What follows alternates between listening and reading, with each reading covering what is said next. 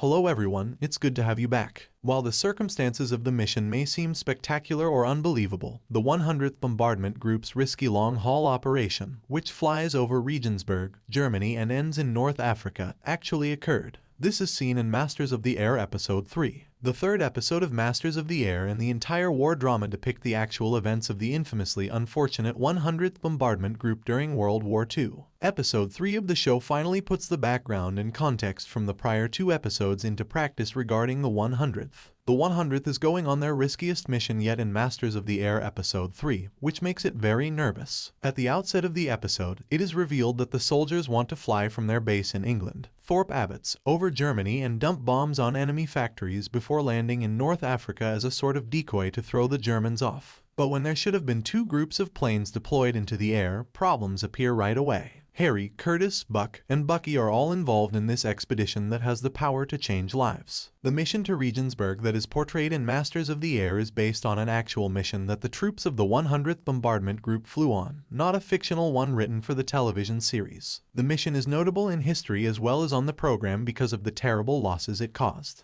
The Regensburg mission was supposed to be a major blow to German forces before any harm happened. According to Air and Space Forces magazine, the first plan was for 376 B-17 flying fortresses to bomb an aircraft factory and a ball bearing factory in Schweinfurt and Regensburg. There were layers in the Regensburg plan as well. There would be two groups of the 376 bombers scheduled to take off. They would separate over Germany, but both would take off from Thorpe Abbotts. The remaining 146 bombers would strike Regensburg before heading to Africa, while the remaining 230 planes would proceed to Schweinfurt and then return to England. Actually, because of the heavy cloud cover above England, only that second, smaller group was able to take off on time, and because of their reduced numbers, they were more open to German attacks. Regensburg was successful, but they also lost a lot of ground. In the end, Schweinfurt, Regensburg was predicted to be a significant blow to Germany if carried out according to plan. German resources would be harmed by the destruction of their industries, which would cause all of their output to stall. It was especially smart to target a factory that produced ball bearings. Ball bearings may seem like an odd target, but the Germans would suffer if they were lost. In the end, the Germans were harmed by the Regensburg attack, although not to the extent that the Americans had planned.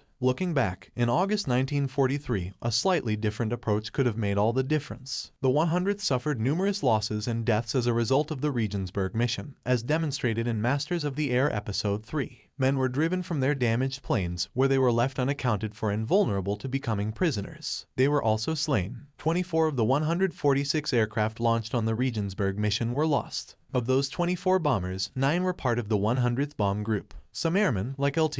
Curtis Biddick, perished along with their aircraft.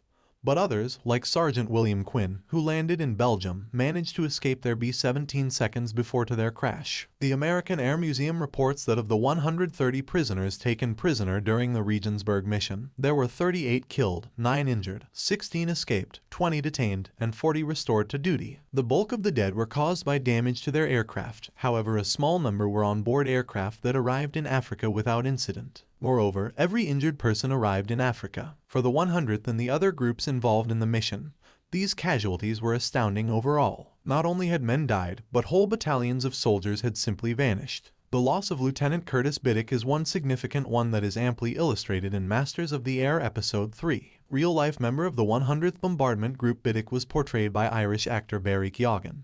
He was eventually killed in action during the Regensburg mission. Even though it would be challenging to describe what actually occurred to him, the television drama effectively fills in the details by depicting Biddick losing his life in order to save another. Despite the unfortunate ending for Biddick, Masters of the Air honors the real soldier by highlighting his valiant principles. The successful occupation of German industry was the mission's ultimate objective in Regensburg. Thus, the mission was successful in certain ways. Bombs were dropped on Regensburg by the 100th and its supporting aircraft, destroying a German ball-bearing factory. But the ensuing losses for American forces were so severe, for both the mission at Regensburg and the subsequent mission at Schweinfurt, that such widespread daylight bombing deep within German territory was halted for a period of 5 months. The mission that was intended to quickly weaken Germany also inflicted equal harm on the Americans. Nevertheless, there is no denying that the Schweinfurt-Regensburg mission had an impact on the Germans. While Schweinfurt's bombardment was less damaging than Regensburg's, it was nonetheless effective in inflicting damage on German soldiers. kilometers. The mission scared the Germans even though they saw the raid as a success because of how many Americans were killed and how quickly they recovered.